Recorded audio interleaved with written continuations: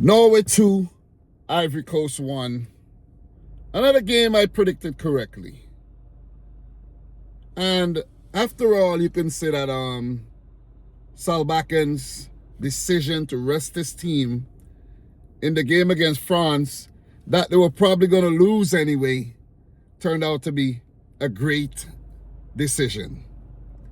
Because even though they played full strength, like you see they played full strength against Ivory Coast today, they weren't going to beat France if they played like that. You see what I'm saying?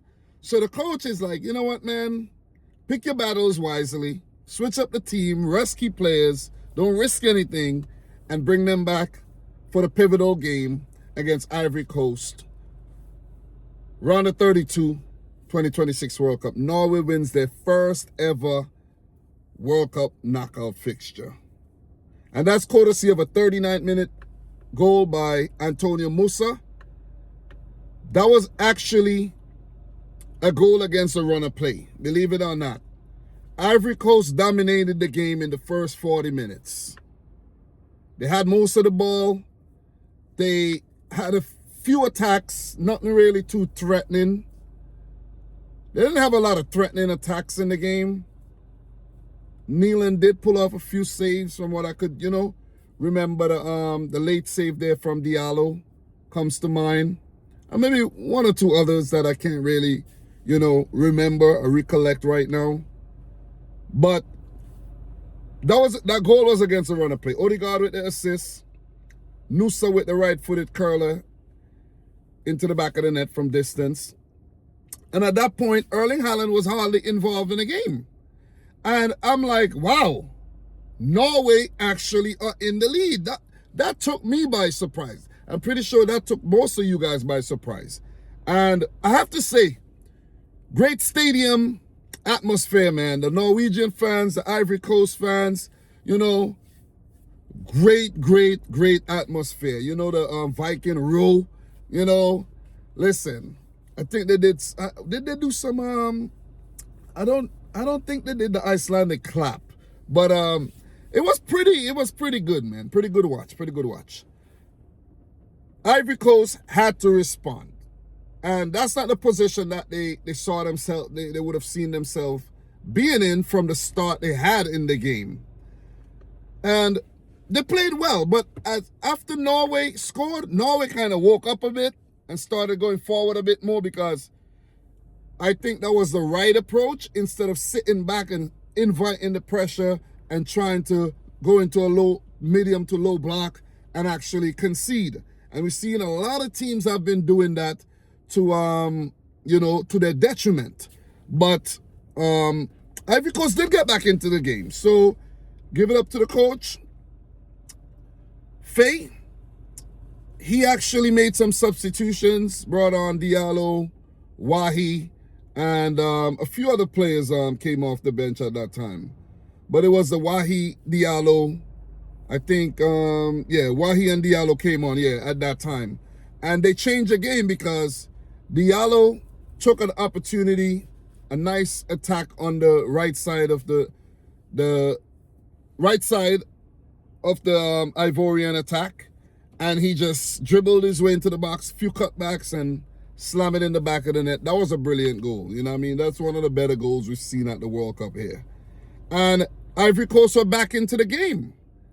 And I don't know if, they showed a lot of basically intent to get another one right away, because you wanna use that momentum basically. But the game kind of went on for another 12 minutes before Norway scored, because Norway was like, yo, we gotta go at it. Don't want this game to go into extra time. And a brilliant attack down the right. I think that was Berg. That must have been Berg. Let me double check. Yeah, Berg, who was really industrious on the day. Very busy player. Passed it to Haaland, who kind of scuffed his shot, but it was enough to put it in the back of the net. I'm not saying Erling Haaland he didn't have a great game, hardly any touches, but the man is effective when he's in front of goal. And I could remember early in the match when Haaland had his first chance, that was a header. I think that was Berg's cross into the box too. It just gave the Norwegian a bit of inspiration to like, yo man, wake up, go at the game. And they did so. So apart from the Diallo free kick that Neelan saved, Ivory Coast didn't really threaten too much.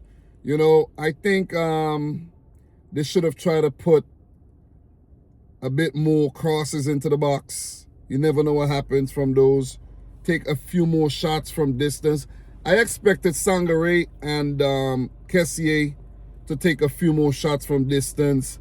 Players like Ule did nothing. Like this kid Unai Ule, he did nothing basically throughout the game in terms of providing a threat going forward. Bonnie, the striker, not really that effective on the day. Did he get any shots off? No shots. You know, you could say he didn't get the service. So, well-deserved win by Norway though. They were not the most dominant team in the match. We checked the stats. They ended up with 48% of the ball, but Ivory Coast had 14 shots, 5 on target, 52% of the ball. They weren't clinical enough. Not enough clear-cut chances, in my opinion. They had 14 corners. 14 corners. Wasteful. Did not use their set-piece situations wisely, bringing up the big men from the back, you know, Agbadu and who else? Kusunu. They didn't use these guys to great effect on the set-piece situations. So they got themselves to blame here. I think, what's his name? Guela Due, Desiree Due's brother, he had a really good game. G. Conan had a good game. Ivory Coast went out there and put out a respectable performance. Not going to say it wasn't a good performance, but it wasn't good enough. It wasn't good enough. Norway were the more reserved team, but tactically, you can say they got it right. You see what I'm saying? They weren't overly committing themselves, but whenever they had the ball, they used it wisely. So, Norway would meet Brazil. Brazil. What a game. What a game we got coming, man. Norway versus Brazil. And the winner of that one will play the winner of the Mexico, Ecuador, and the England DR Congo match. So, could Norway get to the quarterfinals because they're into the round of 16? It's quite possible. They could give Brazil a run for their money. That's going to be a really good matchup. I think against Brazil, they... boy. Maybe the same approach. Maybe the same approach, but it's going to be a bit more difficult because Brazil got way more quality in the final third of the field. So, it's going to be hard. Very, very difficult, man. I think that's a nice path for Brazil, though, when you think about it. Really, really nice path. We could see an England-Brazil there. Yeah, England-Brazil. Yeah, but let's not go too far, though. Congratulations to Norway. Massive win. They deserve it. I'm not saying they were overly attacking and they played Ivory Coast off the park. Nah, I think today was a game of chess that Norway prevailed in. So, in terms of the next game coming up, you got a big one. France versus Sweden. I'm looking forward to that game, man. I'm really looking forward to that game.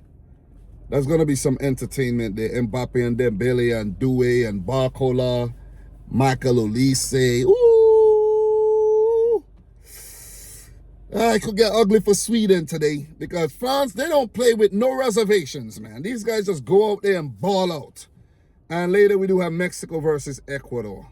Tomorrow we got England, DR Congo, Belgium, Senegal, and we have USA and Bosnia and Herzegovina. We got games on Thursday, we got games on Friday, and then the round of 16 starts on Saturday. World Cup fever, baby! Guys, having fun, enjoying, watching, and talking about the games as well.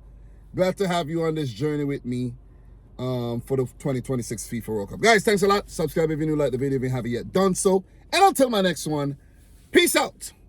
Rich Squad. Peace. We talk soon.